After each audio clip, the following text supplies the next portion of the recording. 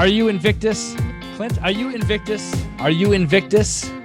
What does it mean? You know, when I started the Invictus Mind podcast, my goal was to unite a bunch of people who had a similar ideology or similar characteristic traits. Invictus means unconquerable. It's an old Greek word for it means unconquerable. Unconquerable. Honestly, just be totally honest, it was a new concept to me. I had to Google it when you sent it to me. But yeah, I do my best. Tell me about what the show. What is your audience looking for? Tell me. This is your first time here. This is the #1 program dedicated to helping individuals maximize their potential and truly become unconquerable. Here we have discussions about what it takes and what it means to experience and magnify political freedom, financial freedom, and spiritual freedom. Yes, I would absolutely say that. I'm going to keep getting up, right? And I keep getting up and I keep pushing forward. And that's the type of mindset that you need to have. I never lose hope. I never lose faith. My mindset has always been, if I want something, I don't give up. So let me tell you what is the #1 issue when it comes to being unconquerable. Okay. And the #1 word you have to think about here is not intelligence, not savvy, not strength, none of those things. The #1 thing is resilience. You know I'm Invictus, come on. All right, I'm Invictus AF. Well, Matt, I have an initiation question for my tribe. Okay. Are you Invictus? I believe I am. So yes, I agree. I am Invictus. I totally agree, man. And I think that if there's anybody on this planet that's unconquerable, it's probably me. I am not the type to take orders, and I am definitely in a position that I can stand up for myself right now. So. And I was like, no way, I know what that word means now. Yeah, man, very cool concept for a show. You didn't ask me if I was Invictus.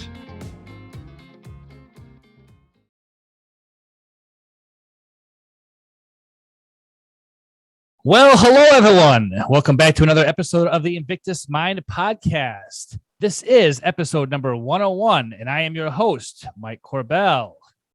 Now, I know what a few of you may be thinking. If you were looking at my catalog of episodes, I did go from episode 98, skipped over number 99, and then jumped right to 100 last week when I had my discussion with Tommy and Pete. Well, you wouldn't be wrong noticing that.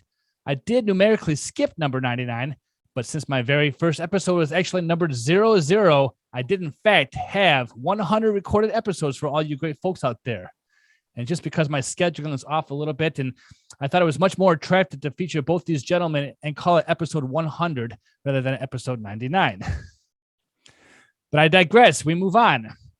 This is a show where we discuss all things related to political freedom, financial freedom, and spiritual freedom. If this is your first time listening to the show, I want to welcome you here. And if you like what we're doing, then please subscribe to whatever channel you're listening to and help promote the show by sharing it with 3 of your friends and or family members. All right. Well, today I invited a guest who I thought would make for a very interesting conversation. We did meet once again on podmatch.com. So if you want to check that out, I'll put the link in the show notes. Podmatch is a great resource for podcasters and guests who want to connect with each other. I'm going to let him introduce himself, but briefly, he is the author of a book entitled Finding Washington, Why America Needs to Rediscover the Virtues of Her Most Essential Founding Father. His name is Richard Rains. How are you doing today, Richard? I'm doing great, Mike. Thank you so much for having me. I really appreciate it. Awesome. Well, I definitely want to give you a chance to share your ideas about America's first president. However, I do want to make a full disclosure here, okay? I have a very eclectic audience, consisted of some libertarians, some anarchists, some Christians. They may have opposing views about Washington. Some of my audience is Christian, and they may have opposing views about what is called a righteous war, or some who are even pacifists who think that war in any cause is wrong and not very righteous. But, I do love having discussions about society and history and morality and theology. So I'm definitely interested in hearing your thoughts. And, I love you to share just a little bit about yourself and why you chose to write this book. Yeah, thanks for that. So I do quite a few things. Among those I'm a theology professor. I teach for a couple different schools. I teach world religions to students at a state college here in Northeast Florida. And then I teach upper level theology courses and history of Christianity courses for for a private school, a private college, accredited college in New York. And so that occupies quite a bit of my time, quite a bit of my, my free time is spent reading, trying to prepare for lectures and things like that. But I did take some time in 2020 during the quarantine. And you and I are on a video chat here, and I say in the book, and I say all the time, Zoom literally saved my job because my full-time job is not teaching. I'm an adjunct, which means I teach part-time, but didn't have as much time to interact with customers during the day. So found a lot of free time on my hands, and like a lot of people, thought, man, I think I'll start a podcast. Couldn't figure out what to do a podcast on, so I've been thinking about writing a book for a really long time. Knew that I had at least one book in me. I've always done a lot of freelance writing for religious news magazines, and I wrote back in the early 2000s, I wrote a newspaper column that ran in several papers in Georgia, which is where I'm from, and I ran for a few years and really enjoyed doing that. And so kind of knew I had a book in me, and really the proverbial straw that broke the camel's back was, even though I wrote the book in 2020, in 2016, after the Republican and Democratic presidential primary, as an evangelical Christian, I was not for the first time, and I've been in politics as well. I've been in elected politics, so I understand the political process and what it takes to get elected. And so not the first time, but certainly in 2016, after the primaries, I had the realization that I was left, and I say this in the book, and I just want to let you know and let your audience know that I am an equal opportunity offender when it comes to my next statement, because it inevitably makes about 85% of the people angry.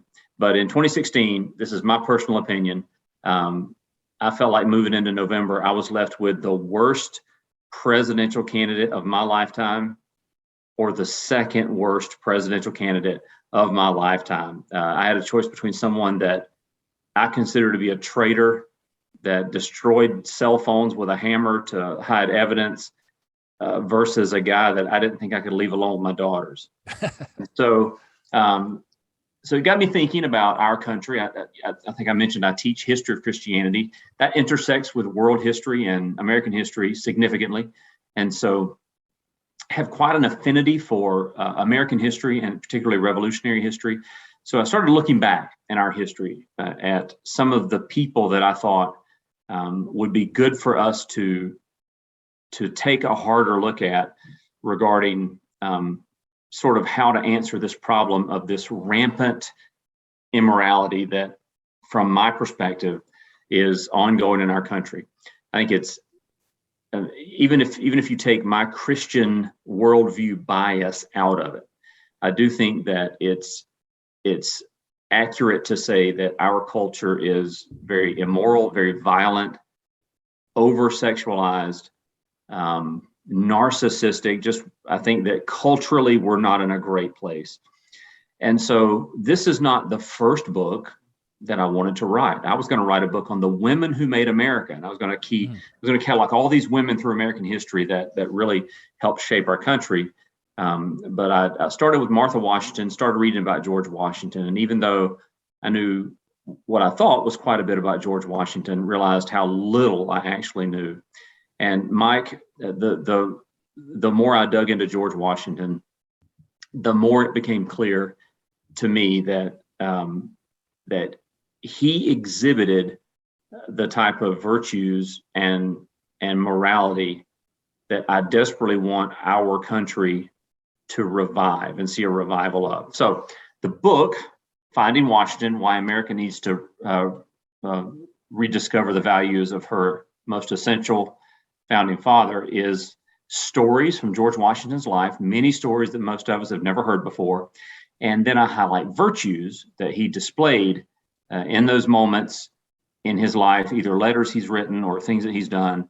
And then I make an argument for why we need a revival of those virtues. Now, I do try try very hard to approach this as a good historian, which is to say, not to get so caught up in the subject matter that I overlook some of the things about George Washington that aren't pretty. Mm-hmm. And so I do tackle what I consider to be Washington's greatest failure. It's not. I start the book with one of his failures, but later in the book I discuss Washington as a slave owner, which, in my opinion, is his greatest failure. And I do discuss that a little bit. But that's the book, really, and it's. I share my email throughout the book, richard@findingwashington.com, because I want the readers to really get involved with me in the discussion. In fact, I got an email last night from someone in Seattle, Washington. I don't know how this person found out about my book, because I live in the southeastern United States, and most of the promotion has been right around the southeastern United States. But read it and sent me an email while I was in the middle of reading it. And so, but really my goal here, Mike, is to create a dialogue with other Americans. And I share how I think in business and politics and life and family and community, how we can renew and revive virtue in our culture. And I think that it's something our culture desperately needs. Sure. Well, thank you for that. I don't think you're going to find too many people who disagree with you about the 2016 election. And of course, we saw what happened in 2020 as well, which was probably just another repeat of it, or worse. Who knows? We have yet to see the total outcome of that. But I do want to share a cultural ideology with you. Although I am talking to you from Chicago, Illinois, born and raised a Midwesterner, I have family who resonates in the southeastern part of the United States. And so I have adopted some ideologies from that part of the world. And so I think that in many ways you are correct about the morality and just the culture of this United States. And there's a lot of unfactual information out there, if we'll say it that way. I'm gonna express my ignorance in front of my audience here by saying I have a limited knowledge about President Washington, only that offered in public education.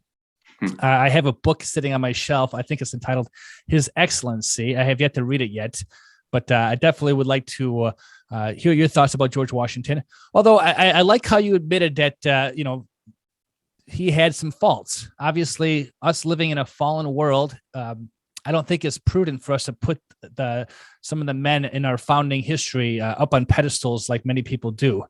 And so understanding that, these are men of their times, men of their situation, called for specific reasons, that they have good virtues and poor virtues. But, let's expound a little bit about what your thoughts are. Yeah, I think you're absolutely right, Mike. And I do think it's okay to laud them for the things they did. So if you think about those men and women that gathered, that put together this republic, it was some of the brightest minds of the Enlightenment. And not all of them were Christians in the sense that we understand evangelical Christianity today. I mean, I don't think that many people would say that Thomas Jefferson was a Christian. He was a deist. He wrote a Bible, Jefferson's Bible, where he essentially took out all the miracles of Jesus and said, here's the real Bible. Fathered kids with Sally Hemings, which was a slave. And I don't know how you say that that's not rape. You know what I mean? She was a slave. And again, I don't pretend to understand all of it. Benjamin Franklin's probably a deist. The author of Common Sense, Thomas Paine, was a deist, but not everybody and not even most were. But Washington, I don't really tackle this in the book as much, but when Washington was a kid, when I say a kid, 10, 11, 12 years old, he wrote a book of virtue. And he had all of these rules, Washington's rules, where do this, do that, do this. In other words, these are behaviors that if you adopt these behaviors, you're a virtuous person. So there was some influence in his early life that led him to think that pursuing virtue was a positive thing. Now, you and I both went to public school, and I learned in elementary school as a matter of historical fact that George Washington chopped down a cherry tree. And then when his father asked him about it, he said, "Father, I cannot tell a lie." That is a fabricated story. There's nothing true about that story. Mm-hmm. But when Washington died, you had dozens of people across the country that were putting books and plays together to try to basically compensate themselves, capture the momentum of George Washington's life. And there was an author that fabricated these stories about George Washington. But some of the things that I learned about Washington, and perhaps if it's okay if I share, my favorite story about George Washington begins with an incredible failure.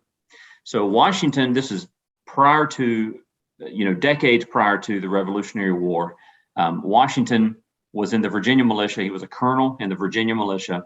Most people don't know this, but George Washington is responsible for starting the French and Indian War, which was a war between Great Britain and the French that also involved Native Americans here in the North American continent.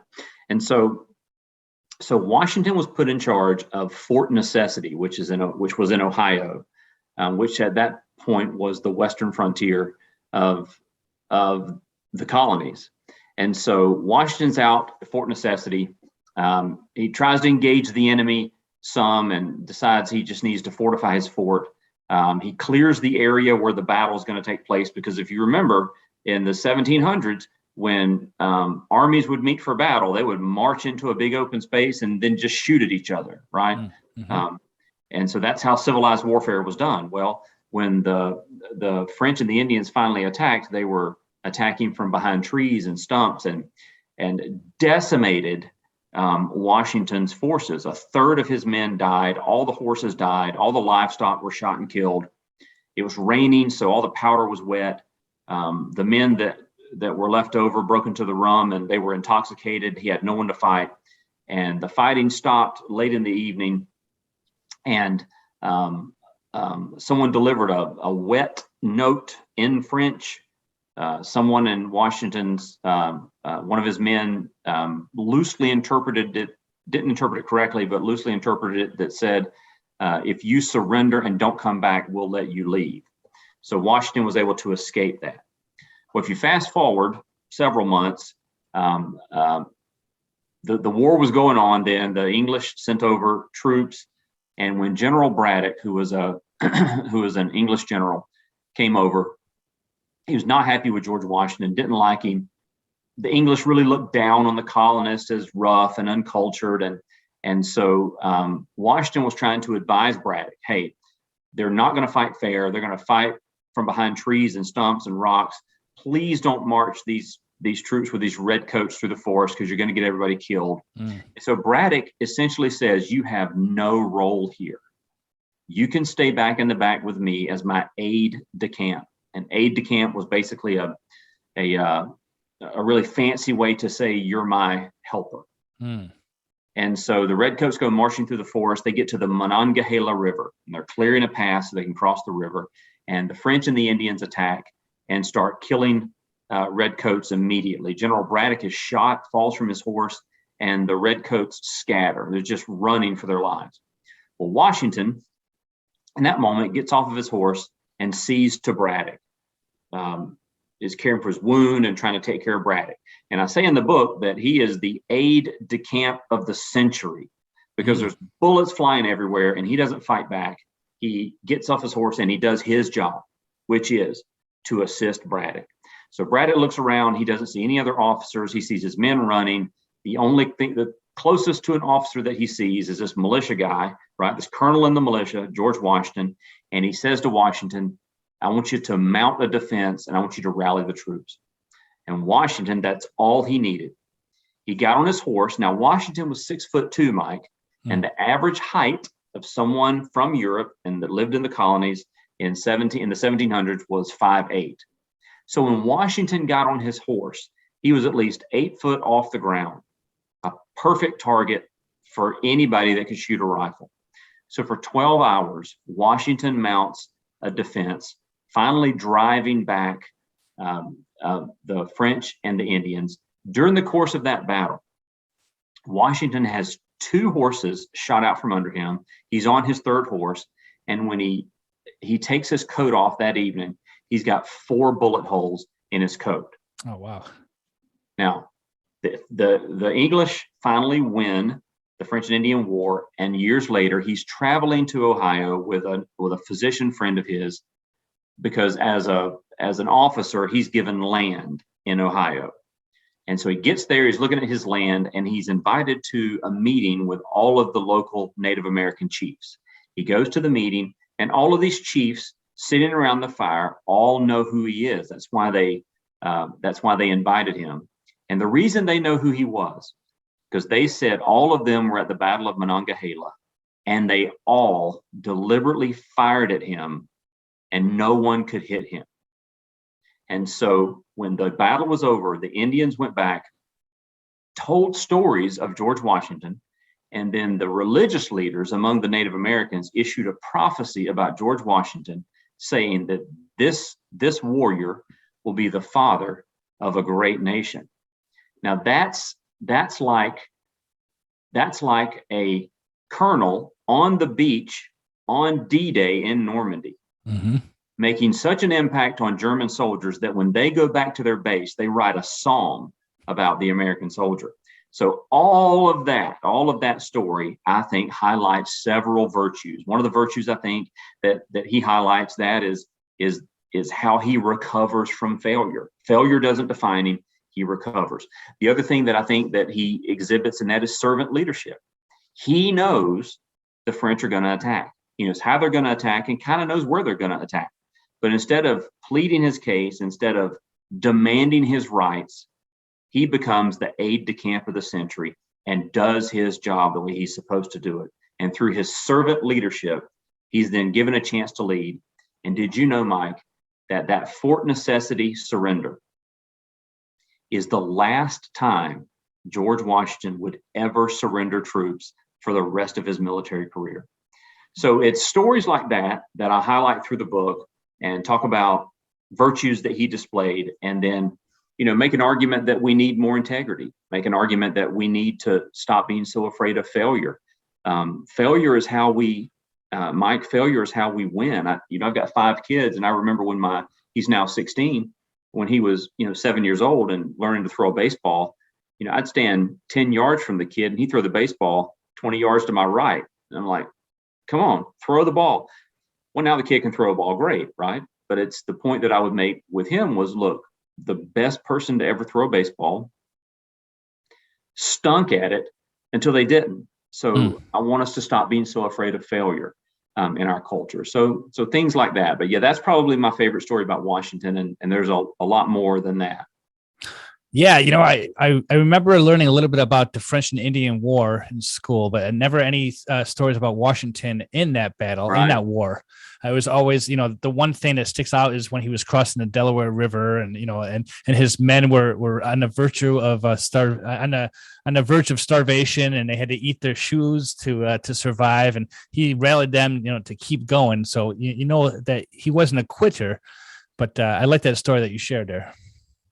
Yeah, so he and that's true. When they crossed the Delaware River on Christmas night, his troops were starving. He had men that froze to death on that trip. They think about that. I've been cold before, and I know it gets cold in the Midwest where you're from. But can you imagine not having shoes? His men a significant number of his men didn't have enough clothing to cover what he considered their nakedness, which would have been their private parts, right? Their clothes were tattered. The only thing they had to eat was they managed to get flour, and they would just take flour with water, make cakes, and put the cakes on top of the ashes and cook these cakes, and then they'd have to brush the ashes off and eat them. So his ability to inspire his troops is another virtue that he displayed, because these men, when they got ready to cross the Delaware in December, most of these men, their time in the Continental Army was up in January. These men could have revolted and said, no, we just want to go home. But he inspired his men to cross that river and go into Trenton, and it turned the war effort around for sure. Right. I think that of the two most prominent virtues that I can recall from my education about him is, number one, he had supreme authority of the army in the American Revolution. And rather than, taking a post right away, he was hesitant to, lead the new nation. Right. And when he was called to be president, when he was elected to be president, rather, he set a precedent for saying, I'm only going to run 2 4-year terms, and that's it. I'm going to step down. So a lot of people say that was the first time in history that such a powerful person gave up absolute power. Yeah, and he did, because he went to go home and retire. Yeah. So it's even bigger than that. That's certainly true. But I want you to think about the way the world did things in the 1700s. Mm-hmm. Countries were ran by sovereigns, or kings, or emperors, or whatever. And so in Europe, kings, the King of England, King of France, King of Denmark, right? Kings ruled by what they called divine right, meaning that God had given them the right to rule, and they ruled, and whatever decisions they made were a product of their divine sovereignty that they had been granted by God. Right. That was the way that every European lived under that system. But in 1776, the framers of the Declaration of Independence, they said that we hold these truths to be self-evident, that all men are created equal and endowed by their creator with certain inalienable rights. So what the framers of the Declaration of Independence said was, we know you think you rule by divine right, but we're telling you that we have a divine right to be individually free and govern ourselves. So it was two competing, really, theologies, Mike. It was two competing perspectives of divinity, really. So for Washington to willingly step down was the capstone of that belief.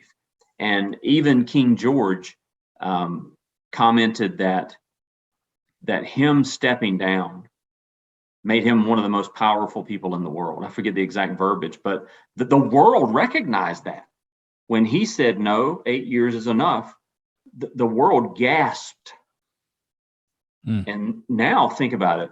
Where do you have a king in the world? You have dictators, right? You have a king in Saudi Arabia. You have some kings, the king of Jordan.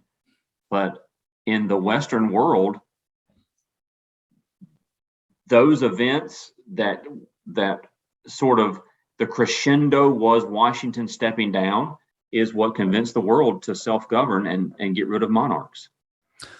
Yeah, there's a lot of conversations that I find myself into on Twitter and other places about the Enlightenment philosophy. You talked about the theology of, divine right of kings versus self-government.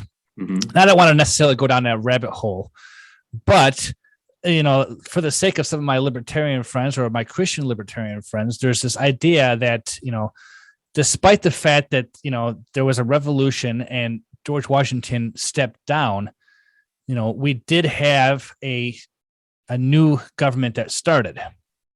And eventually that presidency, that role of presidency has been very much skewed to the fact that we have almost an imperial presidency nowadays, right? Yeah, certainly. If you can get enough political power in this country, you are effectively immune from any sort of prosecution. I think that if I'm not going to go down that road either, but there are a lot of people that would be in jail today if they were me or you, right? People without any sort of political power. So I do think there needs to be a reset of the political system, and I'm not happy with the state of things for sure. But I'm trying to keep my conversation, even though I have a lot of pretty strong political opinions. I'm trying to keep my conversation here based on virtue and morality, because regardless of where you fall on the political spectrum, that thing. And here's sort of the way that I say that, like most people don't realize that that, George Washington, he didn't belong to a political party.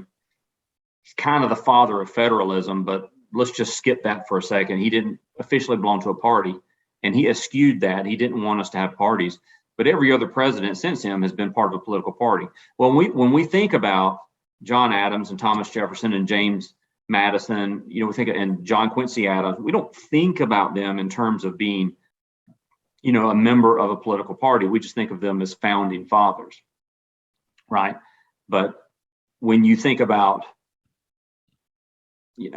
it's possible that for our generation, John Kennedy might have been the last president that we've had that really sort of transcended any sort of party politics, even though he was, solidly a Democrat. And there was a lot of internal political things that helped get him elected, but he seemed to just sort of transcend that. But every president since then were pretty solidly identified with a political party, and it's just getting worse, right? It's creating tribalism, is what it's creating. Well, wasn't it Washington who rejected political parties and warned the country about political factions and how it would actually destroy the system that he had in mind? He did. He sure did. But I will say this, though. I don't know that. I'll tell you something about libertarian. You've mentioned libertarian a couple of times. When I was in politics, when I was running for my very first office, the very first election I was running in, my Facebook page at the time said something about my political beliefs. It said conservative, darn near libertarian. Well, a guy that was running against me in the Republican primary didn't know what a libertarian was. Mm-hmm. But he took an ad out on the front page of a local newspaper. It was below the fold, but it was on the front page. Said Richard Raines, self-declared libertarian. Mm. And the poor guy, I demolished the guy in the Republican primary because about a third of the conservatives in my county in Georgia voted for me because they thought I was, well, that's a good thing, right? So I have libertarian leanings. But Washington would not have been a libertarian. The system that we developed after the Revolutionary War was the Articles of Confederation, very, very weak national government or federal government and a very strong state government. And we almost died as a country as a part of it. And I'll tell you this, and I bet a lot of your listeners probably don't know this, Mike, but when we say George Washington is the father of our country, he's literally the father of our current republic. And I'll tell you how.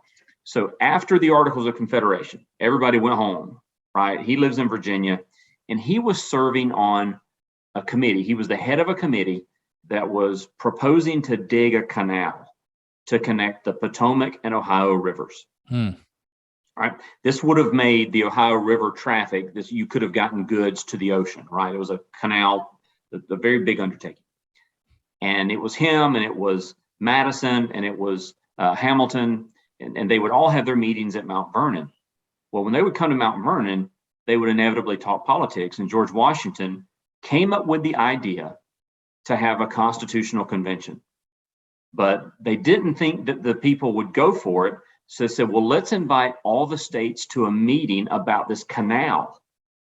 And at this meeting at this canal, we'll just bring up the idea of the deficiencies in our Articles of Confederation. Well, that's what they did. And not all the states came. But once it turned into a constitutional convention, all the states came. Okay, let's have a constitutional convention.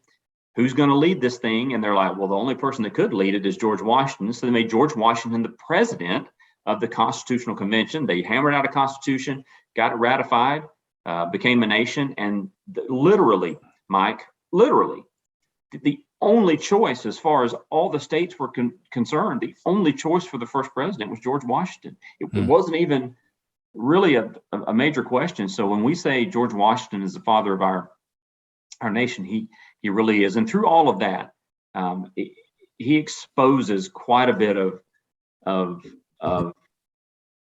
humility. And in his letters to Martha, you can read that he's not asking for any of this, and would, if he thought there was any way he could, he would not do it.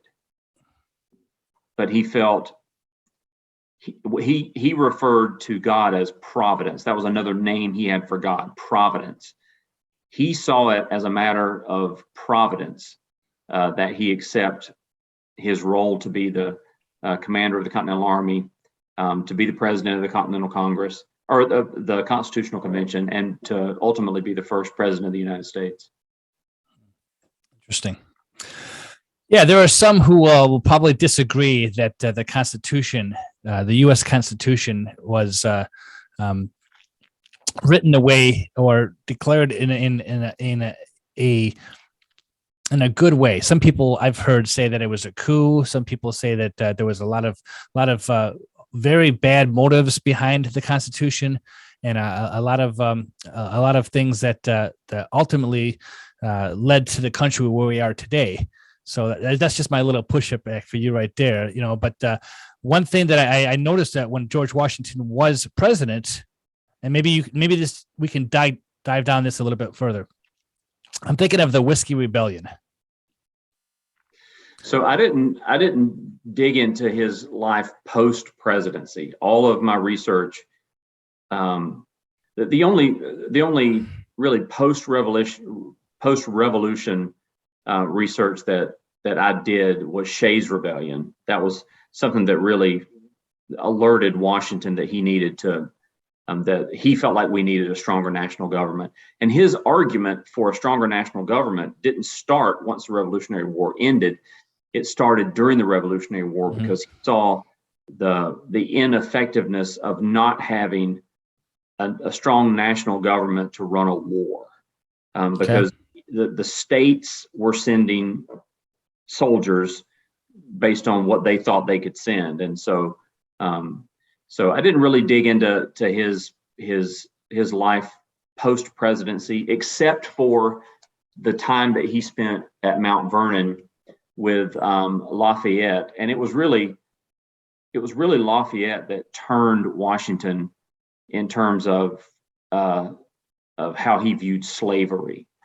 And so really, that's really the only research I did, because I wanted to look at Washington, the slave owner. I wanted to find out, because here's what I get, right? I'll give you a for instance. So I'm out here trying to sell this book, and I'm running ads on social media. And I ran an ad on Twitter right after launch, which was in May, late May, right around Memorial Day. It was really June. And so, some header about Washington and whatever. And then I spent $100 to run an ad that ran for 5 days. And it was seen by like 20,000 people or something like that. And people are really angry that I wrote a book about George Washington, because I'd get these comments like, if this book is about George Washington, it should be burned. That's what somebody said to me. And the only thing people could say is that Washington owned slaves, Washington owned slaves, Washington owned slaves. And so I'm glad that I tackled that in the book, because the question I wanted to answer, Mike, is that all he was? Or, okay, so he was a slave owner, but does that mean that discounts every other good thing that he did? I think that's a legitimate question. That is a great historical question, because we're tearing down statues and things like that. And so one of the things that I noticed about Washington, and I say this in the book, I spend quite a bit of time talking about it in the book. There's no way around it. Washington owned other people. He was a slave owner. It's one of the most evil, despicable things that you could possibly say about another human being. There are people that write books about George Washington that try to brush over that. They'll say things like, well, he released his slaves in his will. No, he didn't. He did, but he didn't. So Washington, in his will, said that when Martha dies, they can all be free. So essentially, he was saying, well, once we don't need them anymore, they can be free. I don't think you get any credit for that. At some point, Washington realized that the slave trade was immoral, so he stopped buying and selling slaves, which meant that when his slaves would get married and when his slaves would have children, he was responsible for taking care of those. And so it almost ruined him financially. I think that's a good thing that you stop buying and selling people, but his slaves were still slaves. I don't think you get any credit for that. He treated his slaves very well. He didn't abuse his slaves. He treated them very well. I don't think you get any credit for that. You know, we would not say to a rapist, you get a lesser sentence because you told the victim you loved her, right? That's kind of how I view that. So Washington failed his slaves and he failed his country by being a slave owner. Now, he and Lafayette were working on a plan to abolish slavery. And the plan that they had for abolishing slavery was to buy plantation land in West Indies, send all the slaves to West Indies and let them sharecrop and have freedom. That was his idea. It didn't come to pass.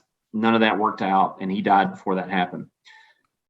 But one of the interesting things about Washington as a slave owner that I found was that there was a slave, a former slave in, I think it was in New York State.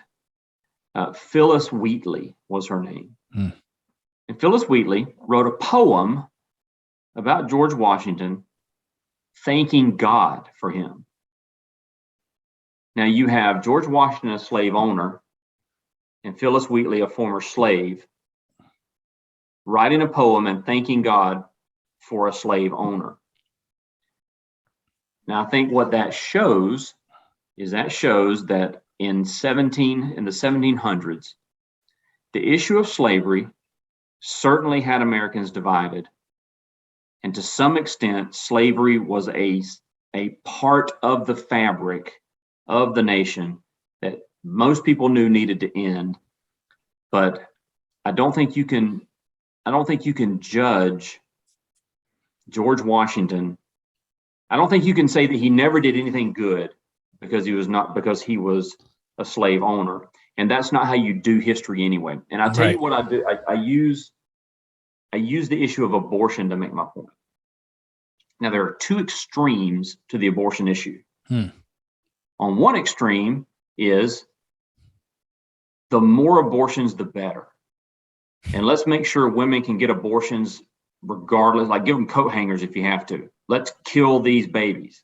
That's one extreme. That was Margaret Sanger, the founder of Planned Parenthood. Let's just kill black people. That was basically what her goal was. And then you have the other extreme, which is me, which I think abortion is the modern day Holocaust. Those are the two extremes. Now, most Americans are somewhere in the middle where they're like, okay, women should get abortions if they need it, but let's try to limit abortions. That's how slavery was in the United States in the 1700s. Let's try to end it. Let's try to mitigate it. It's a bad thing, but let's just try to mitigate slavery. Well, what if 200 years goes by and we discover medical definitive proof that life begins at conception? You can't argue with the proof. It's there. We have pictures. We have everything you need.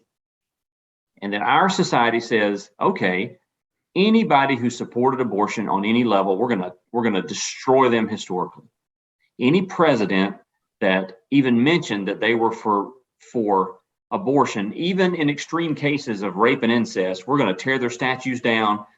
Any actor that gave an award speech that said, let's support abortion, we're going to posthumously revoke their Academy Award, and we're going to wipe these people from the history books because they supported abortion. Well, average Americans today would say, well, that doesn't really reflect my views, right? I think that's how we have to look at slavery. Thank God we finally got rid of slavery. But I think that if you want to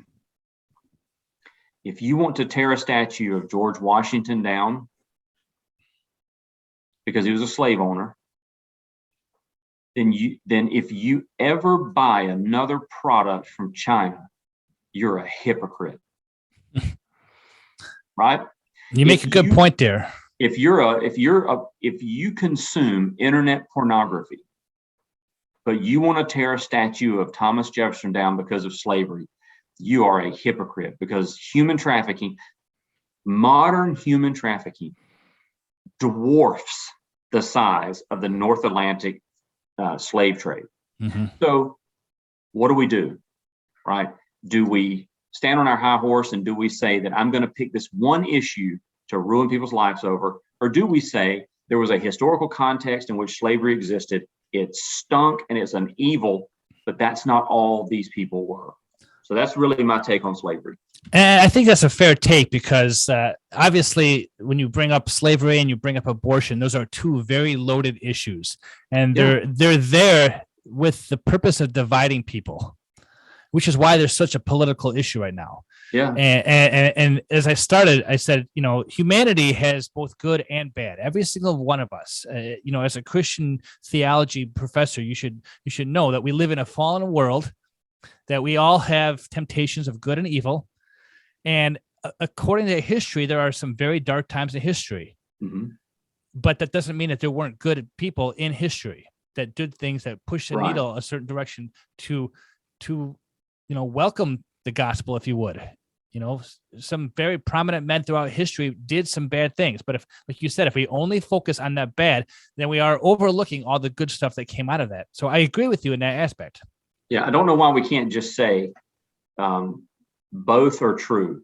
George Washington, even among his peers, was a model of virtue. And that was what every person in the country thought about the guy. He was the most bulletproof politician to have ever lived. He could have been king of the United States if he wanted to. And so when he died, people couldn't write books and plays about him enough. They couldn't say enough good things about him. And he has been a model for virtue for over 200 years for Americans. And I think you can say both, Mike. I think you can say that George Washington was a model of virtue, but he was also a man of his era, and he participated in the evil of slavery. I think both are true. Yeah, that's great. I want to reference something that you mentioned, because obviously when you're looking at Washington being a man of his times, being the first president of the United States, and then you made reference to the year 2016, where we had two very awful choices. Where do you think it went wrong? Is it just a culture of society in general? Is it the understanding of power in politics? Or, is it a combination of both? How do you think we go from a man like George Washington, despite his flaws, to men like Joe Biden and Donald Trump? So I think I don't think it's a simple answer. And I think it is a multifaceted answer. And I'll try to address some of those facets. Number one, we have a high tolerance for immorality. And the tolerance is getting greater and greater. So there's that. So we tolerate immorality. Could you imagine if Democrat or Republican, could you imagine if the United States found out that Franklin Delano Roosevelt's son was soliciting prostitutes and making movies about his drug use? Can you imagine the bipartisan calls for that versus we see what Hunter Biden's done and we're like, right? So I think that we are a more immoral culture. Secondly, and I think this is a big part of it, so good people will make concessions on things that they consider non-essential to keep the peace. So good people, listen, the average person listening to your podcast, Mike, wants to go to work and come home and raise their family and be left alone, right? That's what they want. They just want to be left alone. They don't want to have to pay $5 at the pump. They don't want to be taxed out the wazoo. and they don't want the government peeking in their front door. They just want to be left alone, right? The average person. And in the pursuit of being peaceful people, the average person will make concessions if they think it gives them peace. But what they don't understand is that the people on the other side of that will never be happy with the concessions until they have all of our freedom. And I think that's a problem. So now you've gotten to a point, Mike, where people like me, maybe like you, I don't know you personally, but I would imagine the average American is getting to a point where they're like, okay, now you're telling me what to say. Now you're taking the language away from me. Like, I'll concede this over here. I'll let you, I'll let you put graphic nudity in movies. I just won't watch them, right? I'll let you do this, but I just won't participate. But now what you're saying is that I have to change my speech for you. I have to call men women and women men, and I have to pretend along with you for peace. And I think what you're getting to in our country is you're getting to a place where we're not willing to concede anymore, and they're not used to the pushback. They're used to the concessions. And so that's happening at the same time. So your original question is, how did we get from George Washington to here? I think we've become increasingly immoral. I think there's too much money in politics. I think the 24-hour news cycle is ruining us because sensationalism is what sells, and bad news is what sells, right? You don't pick up your local newspaper and you don't see the headline above the fold, Timmy's dog saves a chicken, right? You don't see the good news. You don't see grandma's 90 and she hasn't fallen today, right? That's not the news you get. You don't get, my son stopped doing drugs. My daughter is not sexually promiscuous, right? Those aren't the headlines. The headlines are all the negative stuff, and the negativity, I think, it ruins us. And so money in politics is a problem. Immorality in our culture is a problem. The 24-hour news cycle is a problem. And the fact that good people have conceded so much that the people who hate us for being good people think that they deserve the concessions. And if we push back any at all, it looks like war. So that's just my nickel's worth of opinion on that. Well, I agree with a lot of what you're saying there. And, so I've often questioned, for my own curiosity, what men of power, you mentioned media, and the headlines coming up in social, and, we always get the bad news to us. But then I think of the natural circulation, as Pareto would call it, the circulation of the elites. Men with power are the only ones that can fight back other men with power. So you get a revolution, just an exchange of power there. Okay. Now, obviously, we're talking about Washington and his virtues and being able to set that precedent for, giving up that power.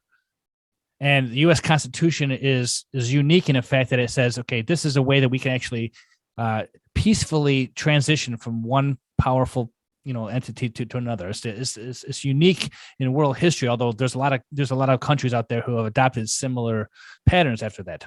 Right. But my question is about men like Washington, some of the founding fathers. I'm not saying that they weren't all virtuous. I'm not saying that they were all bad, given the fact of the men of their times.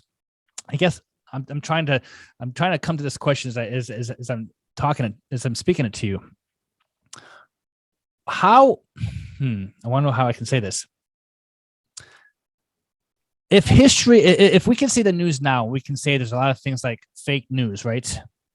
If men of power are doing awful, despicable things now, and history is saying, well, if you can't say anything bad about them, that's fake news. If the modern media is saying that, how can we be sure that history hasn't covered up some of those dark spots? Well, I would say, Mike, that you could probably bet your next paycheck that since we've had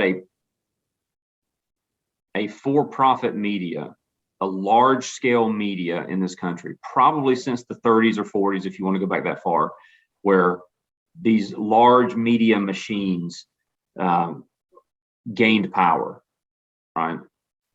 Then I would say that they get to write the history because they get to cover up, they get to cast the good guys and the bad guys, right? So I don't think that we are even remotely, well, I take that back. So your podcast, right? This medium, what you and I are doing is replacing the conglomerate media in terms of people telling the truth, right? It's just that the New York Times might have millions of readers and you might have thousands of subscribers. But there's 2 million podcasts out there, and probably half of those 2 million are doing something like this. So I don't think all is lost. But Mike, I don't get my news from the newspapers anymore. I don't know who to trust. I don't get my news from CNN or MSNBC or Fox even. I don't really, it's very difficult to get the true news. And so you end up having to go places like this, where people don't have a fiduciary reason to just tell their version of the truth. But I will tell you that probably since media became a way to wealth instead of a way to report truth, that you have to be somewhat suspect of what you read. And for somebody like me that's a historian, boy, those are tough words to say, for sure, because how can I even trust the research that I've done, right? It's easier when it's George Washington, right? Because you didn't have that you could trust what that local newspaper said, because they would save their biting and snarling for the editorial. The rest of it was straight down the line reporting, right? So, but the media is that we have a problem. We have a real problem. And so, yeah, that makes it tough to know. I guess if the media is reporting corruption, you can bet that whatever they're not reporting is the iceberg under the water, right? Like, how do you go to Congress, right? How we'll take Bernie Sanders, for instance. Forget about the fact that he's, a political hot topic. People either love the guy or hate him. But the only thing Bernie Sanders has ever done, ever, is just serve in politics. The guy's a millionaire. How do you do that? How do you do that, Mike? How do you go to Congress? You make $175,000 a year plus a housing allowance and some other allowances that you get for travel. How do you go and how do you come out 25 years later a millionaire? Right? How do you do that? That's the iceberg under the water, right? And so I think as long as you can achieve wealth and power through politics, and the media can line their pockets by manipulating that and covering that up, then I tell you what I worry about, Mike. And I'm just bearing my soul here. We are more divided right now than we were at the beginning of the Civil War. There's two differences. We're not divided over a singular issue like we were in the Civil War. And we're not divided along state lines like we were in the Civil War. We are divided ideologically, which is much more dangerous. And so I'm trying to think of a peaceful way back. And I think the peaceful way back is for me and you and business owners and teachers and farmers and sales representatives and people that are out here living their lives and working for a living to revive virtue. That's what I think. That's a long way back. Yeah. But there are other options. And I am so afraid, Mike, that at some point, the people that have been pushing against us for all these years and demanding concessions are finally going to say to Americans, you know what? You're not allowed to talk anymore and give us your guns. And Mike, when they do that, when they say you can't have guns anymore. The 300 million guns that exist in this country are going to be used to push back against the government. And I think we are on the precipice of another civil war. And that sounds so fanatical to even say. But when you talk to people, people are angry, Mike. Mm-hmm. They're extremely angry. And they're not just angry. They're angry with no recourse. With what do I do, right? Do I just take it? Well, I think people are tired of taking it. So my argument is, next time you go to the ballot box, vote for integrity and not party. Whoever the candidate is with the most integrity, vote for them. If you are passionate about building a wall on the southern border, let's just use that as an example. And there are two candidates, and one candidate is a scum-sucking liar, and they want a border wall. And the other one is of high integrity and loves their family and tries to do what's right and doesn't want a border wall. I'm telling you to choose integrity before you choose a political issue, because choosing people with integrity is the only way to turn this around. That's what I'm saying. I'm saying if you're in a position to fill positions at your job, choose the person with the most integrity. When you're in a position to advance people in your company into management, I'm telling you, choose integrity first. Sure. Choose people with integrity first. The only way we're going to turn this around without some sort of civil war is for us to revive virtue and become virtuous people again, so that when we do disagree, we can disagree without wanting to choke each other. I think I agree with that sentiment as well there, Richard. And I want to end with this. Unfortunately, in today's world, we have so many people who are just trying to revise history.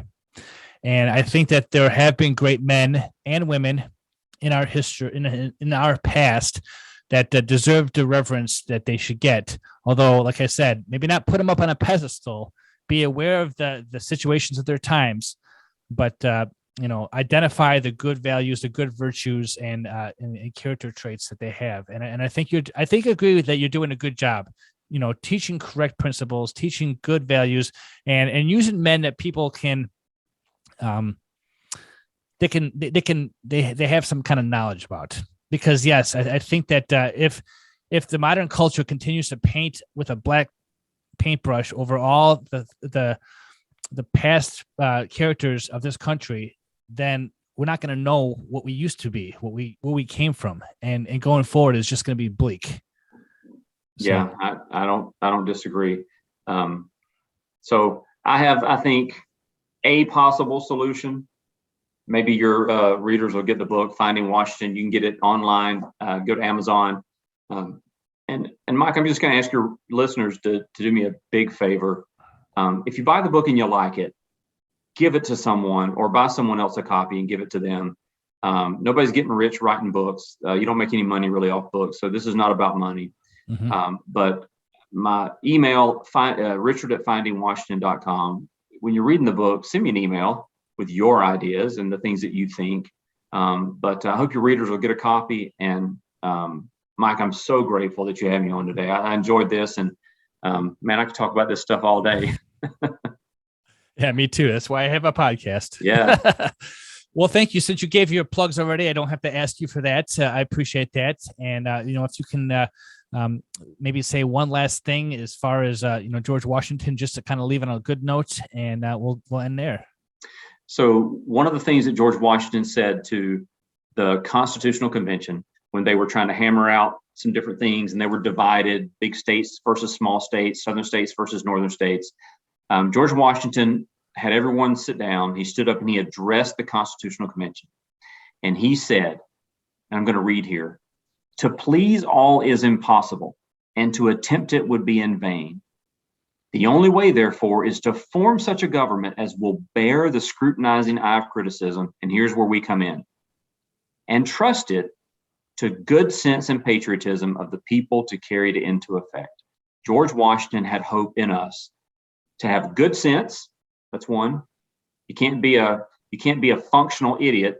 So to have good sense and patriotism. Patriotism means I love this place, even if it's not as great as it used to be, or even what I think it should be. I love this place. So George Washington had hope.